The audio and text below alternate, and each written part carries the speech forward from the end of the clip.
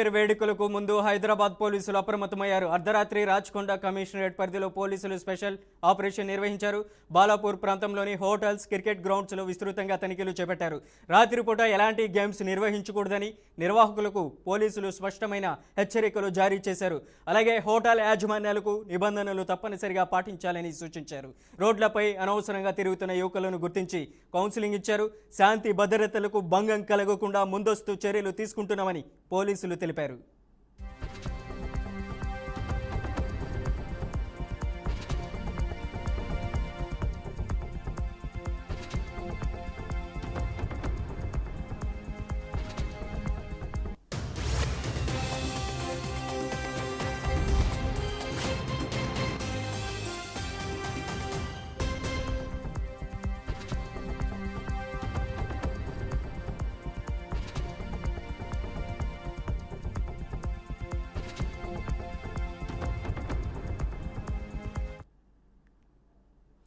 New year వేడుకలకు ముందు హైదరాబాద్ పోలీసులు అప్రమత్తమయ్యారు. అర్ధరాత్రి రాచకొండ కమిషనరేట్ పరిధిలో పోలీసులు స్పెషల్ ఆపరేషన్ నిర్వహించారు. బాలాపూర్ ప్రాంతంలోని హోటల్స్, క్రికెట్ గ్రౌండ్స్లో విస్తృతంగా తనిఖీలు చేపట్టారు. రాత్రిపూట ఎలాంటి గేమ్స్ నిర్వహించకూడదని నిర్వాహకులకు పోలీసులు స్పష్టమైన హెచ్చరికలు జారీ చేశారు. అలాగే హోటల్ యాజమాన్యాలకు నిబంధనలు తప్పనిసరిగా పాటించాలని సూచించారు. రోడ్లపై అనవసరంగా తిరుగుతున్న యువకులను గుర్తించి కౌన్సిలింగ్ ఇచ్చారు. శాంతి భద్రతలకు భంగం కలగకుండా ముందస్తు చర్యలు తీసుకుంటామని పోలీసులు తెలిపారు. ఇక ఇదే అంశానికి సంబంధించి అప్డేట్ ఇవ్వడానికి మా ప్రతినిధి రవీంద్ర ఫోన్ లైన్లో ఉన్నారు. రవీంద్ర, న్యూ ఇయర్ వేడుకలకు పోలీసులు ఎలాంటి ఆంక్షలు విధించనున్నారు? మనోజ్, ఏదైతే న్యూ ఇయర్ వేడుకలు రానున్నాయన్న సందర్భంలోనే నిర్వాహకులంతా కూడా ఉత్సాహంగా అంటే ముస్తాబు చేస్తున్నటువంటి సందర్భం. అంటే రెస్టారెంట్లు కావచ్చు, తర్వాత డాబాలు కావచ్చు, తర్వాత హోటల్స్ కానీ ఏదైనా కానీ 31 డిసెంబర్ వస్తుందంటే ఓల్డ్ ఇయర్ వదిలేసి న్యూ ఇయర్ స్వాగతించడానికి కోసం తర్వాత ఈ ఎవరైతే ఈ యూత్ పిల్లలంతా ఉన్నారో ఆకర్షితులై దావాలకు రావడం, పార్టీలు చేసుకోవడం అనేది ముందస్తుగానే వాళ్ళు ఊహలతోని వాళ్ళ ఆలోచన విధానానికి అనుకున్నట్టుగా నిర్వాహకులు ఏదైతే హోటల్స్ కానీ, డాబాలు కానీ, రిసార్ట్స్ కానీ ఇవన్నీ కూడా డాబా ముస్తాబై ఉంటుంది. అంటే పిల్లలను ఆకర్షణీయంగా ఆఫర్లు కూడా ఇస్తూ 1+1 అంటూ చాలా మంది బోర్డులు కూడా నిర్వాహకులు నిర్వహించేటువంటి సందర్భం ఉంది. అయితే మొత్తానికి కూడా దీన్ని దృష్టిలో పెట్టుకొని ఎలాంటి అవాంఛనీయ సంఘటనలు జరగకుండా పోలీసు హైదరాబాదు నగరం అంతా కూడా అంటే సిపి సజ్జనార్ ఎవరైతే ఉన్నారో చాలా స్ట్రిక్ట్ ఆఫీసర్ గా పేరున్నాయి. అంటే ముందస్తు గల ఊహలు మొత్తం దానికి ఇవన్నీ అధికారులందరికీ ఆదేశాలు ఇచ్చి యువత ఎక్కడ కూడా రోడ్ల మీద మత్తు పానీయాలు తీసుకొని లేకుంటే డ్రింక్ చేసుకొని ఎక్కడ కూడా రోడ్ల మీదకి రాకుండా ఎక్కడికక్కడ నిరోధించి ఎక్కడికక్కడ కట్టడి చేసి రోడ్ల మీద తిరగకుండా ఎలాంటి అవాంఛనీయ సంఘటనలు జరగకుండా చూడాలని పోలీసు వారికి ఆదేశాలు ఇచ్చినట్టు తెలిసింది. అంటే మొత్తంగా చూసుకున్నట్లయితే కనుక ఇప్పటి నుండే పోలీస్ శాఖ మొత్తం అప్రమత్తమై అప్పటి 31 వరకు కొంత టైం లిమిటేషన్ పెట్టి ఆ లోపల ఎవరు రాకుండా డ్రింక్ చేసి రోడ్ల మీద తిరగకుండా ముందు ఆయా స్టేషన్లకు ఆదేశాలు ఇస్తున్నారు. తర్వాత ఇప్పుడు ఎక్కడైతే నిర్వాహకులు గ్రౌండ్లలో ప్లే గ్రౌండ్స్ అని, క్రికెట్ మ్యాచ్లకు అని, తర్వాత వివిధ రకాలుగా అక్కడ గేమ్స్ పెట్టి యువతను ఆకర్షించే విధంగా వాళ్ళు ఏర్పాటు చేస్తుంటే ఆ సందర్భంలోనే హైదరాబాద్ నగర పోలీసు అంతా కూడా వాటి మీద దృష్టించి అక్కడికి వెళ్లి నిర్వాహకులతో మాట్లాడి ఎలాంటి గేమ్స్ కూడా 31 అయ్యేంత వరకు నిర్వహించకూడదు, ఇక్కడికి పిల్లలు కూడా మీరు పర్మిషన్ లేకుండా ఎవరిని అలో చేయకూడదు అనేది కూడా వాళ్ళ నిర్వాహకులందరినీ కూడా పిలిచి కౌన్సిలింగ్ ఇచ్చిన సందర్భం.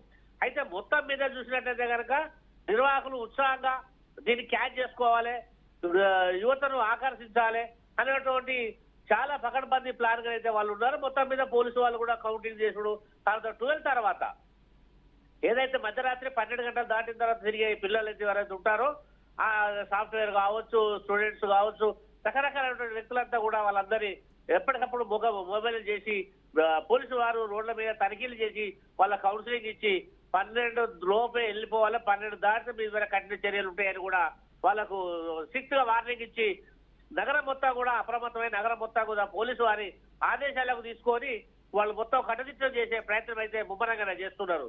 మనోజ్, హోటల్స్, పబ్స్, ఫామ్ హౌస్లు ఎటువంటి నిబంధనలతో కూడిన అనుమతులు ఇచ్చే అవకాశం ఉందంటారు? ఏదైతే ఫామ్ హౌస్లు కానీ హోటల్స్ కానీ ఏదైతే ఉన్నాయో 11 గంటల వరకే నిర్వాహకులు ఉండాలి. అంటే సిటీలో కూడా బార్ అండ్ రెస్టారెంట్లు పర్మిషన్లు కూడా 11 వరకే ఉంటున్నాయి. అంటే 11:30 లోపల మొత్తం కూడా అన్ని కూడా బంద్ అయిపోవాలి. నిర్వాహకులు కూడా పిల్లలు కూడా ఎక్కడ వితౌట్ ఇన్ఫర్మేషన్ డ్రింకింగ్ చేసి రోడ్డు మీదకి వచ్చినా మీ మీద చర్యలు తీసుకుంటాం. మీ హోటల్స్ కానీ మీ పబ్లు కానీ అన్ని సీజ్ చేస్తాం. మీ పైన క్రిమినల్ చర్యలు ఉంటాయి. పిల్లలకు ఎక్కడ కూడా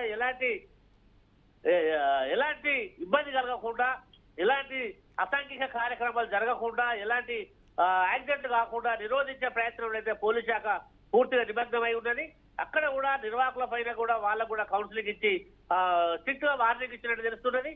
మొత్తానికి చూసినైతే రాబోయే ఈ వారం రోజులలో అంటే నిర్వాహకులు అయితే ఎంత ఉత్సాహంగా ఇన్వెస్ట్మెంట్ చేసి ఆకర్షించే ప్రయత్నం చేస్తున్నారు. దానికి భిన్నంగా కూడా ఎక్కడ కూడా పబ్లిక్ ఇబ్బంది కలగకుండా పోలీస్ శాఖ కూడా సీరియస్ గా ఎఫర్ట్స్ పెట్టింది. యువత మీద ముఖ్యంగా దృష్టి పెట్టింది. ఆ యువతను కట్టుదిట్టం చేసే ప్రయత్నంలోనే నైట్ వెహికల్ కూడా మొబైల్ చెకింగ్ పెట్టి ఎక్కడికక్కడ వెహికల్ చెకింగ్ చేయడంతో ఆ యువత కూడా వాళ్ళు రోడ్ల పైకి రాకుండా ఉంటారని ఇది ఒక వ్యూహాత్మకంగా ఎత్తుగడతో ప్లాన్ చేస్తూ ఇది ఎప్పటికప్పుడు అప్రమత్తమై పోలీస్ శాఖ పూర్తిగా నిమగ్నమై చాలా ఇబ్బంది కలగకుండా చేద్దాం యువతను అనే దృష్టి పెట్టినట్టు మనకు తెలుస్తున్నది. Manoj. Right Ravindra, thank you for the updates.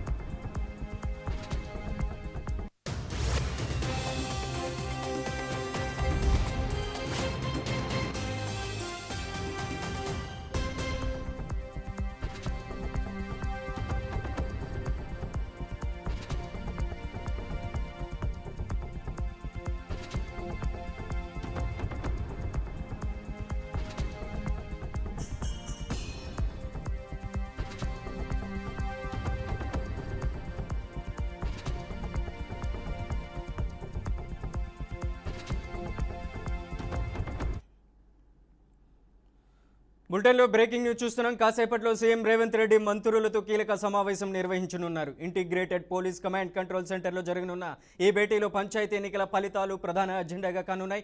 Congress బలపరిచిన అభ్యర్థులు గెలిచిన స్థలాలు, సర్పంచ్ ఎన్నికల ఓటింగ్ ధోరణులపై విస్తృతంగా సమీక్ష చేపట్టనున్నారు. మంత్రులు తమ నియోజకవర్గాలు అలాగే వారు ఇన్ఛార్జీలుగా ఉన్న జిల్లాలు కాంగ్రెస్కు వచ్చిన సర్పంచ్ ఫలితాలను గణాంకాలతో సహా విశ్లేషించనున్నారు. ఇతర పార్టీలు బలపరిచిన అభ్యర్థుల గెలుపోటములపై కూడా చర్చ జరిగే అవకాశం ఉంది.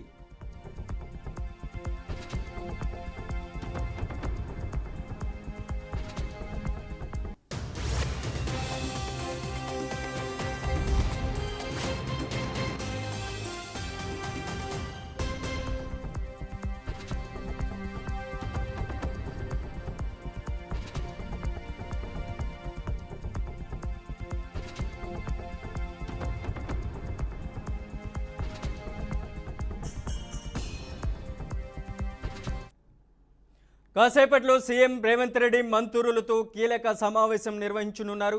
ఇంటిగ్రేటెడ్ పోలీస్ కమాండ్ కంట్రోల్ సెంటర్లో జరగనున్న ఈ భేటీలో పంచాయతీ ఎన్నికల ఫలితాలు ప్రధాన అజెండాగా కానున్నాయి. కాంగ్రెస్ బలపరిచిన అభ్యర్థులు గెలిచిన స్థానాలు, సర్పంచ్ ఎన్నికల ఓటింగ్ ధోరణులపై విస్తృతంగా సమీక్ష చేపట్టనున్నారు. మంత్రులు తమ నియోజకవర్గాలు అలాగే వారు ఇన్ఛార్జీలుగా ఉన్న జిల్లాలు కాంగ్రెస్కు వచ్చిన సర్పంచ్ ఫలితాలను గణాంకాలతో సహా విశ్లేషించనున్నారు. ఇతర పార్టీలు బలపరిచిన అభ్యర్థులు గెలుపోటములపై కూడా చర్చించే అవకాశం ఉంది.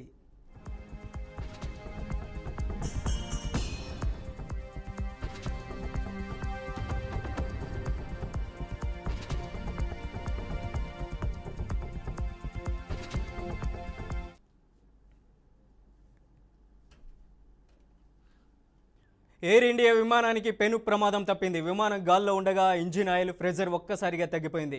ఆయిల్ ప్రెజర్ సున్నాకి పడిపోయింది. గమనించిన పైలట్లు వెంటనే భద్రతా చర్యలు చేపట్టారు. విమానాన్ని ఢిల్లీ ఎయిర్పోర్టులో సురక్షితంగా ల్యాండ్ చేశారు. బోయింగ్ 777-337 ER విమానం AI 887 ఇవాళ తెల్లవారుజామున 3:20 సమయంలో ఢిల్లీలోని ఇందిరాగాంధీ ఇంటర్నేషనల్ ఎయిర్పోర్ట్ నుంచి ముంబైకి బయలుదేరింది. అయితే విమానం టేకాఫ్ అయిన కొద్దిసేపటికే ఇంజిన్లో ఆయిల్ ప్రెజర్ గణనీయంగా తగ్గిపోయింది. కుడివైపు ఇంజిన్లో అసాధారణంగా తక్కువ ఆయిల్ ప్రెజర్ను పైలట్లు గమనించారు. కాసేపటికే ఆయిల్ ప్రెజర్ సున్నాకి పడిపోవడంతో అప్రమత్తమైన పైలట్లు వెంటనే అధికారులకు సమాచారాన్ని చేరవేశారు. అధికారుల సూచనల మేరకు విమానాన్ని వెనక్కి మళ్లించి ఢిల్లీ ఎయిర్పోర్ట్లో విమానం సురక్షితంగా ల్యాండ్ చేశారు.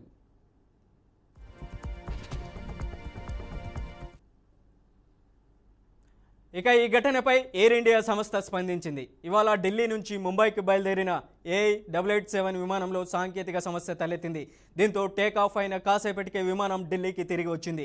ఢిల్లీ ఎయిర్పోర్ట్లో విమానం సురక్షితంగా ల్యాండ్ అయిందని ఎయిర్ ఇండియా ప్రతినిధి తెలిపారు. ఈ ఘటనలో ప్రయాణికులు సిబ్బందికి ఎలాంటి ప్రమాదం జరగలేదని వెల్లడించారు. ఈ ఘటనపై దర్యాప్తు చేపట్టిన అధికారులు సమీక్ష సమావేశం చేపట్టారు. ఇక మరోవైపు ఈ ఘటనతో ప్రయాణికులు తీవ్ర భయాందోళనకు గురయ్యారు. అయితే విమానం సురక్షితంగా ల్యాండ్ కావడంతో అందరి ఊపిరి పీల్చుకున్నారు.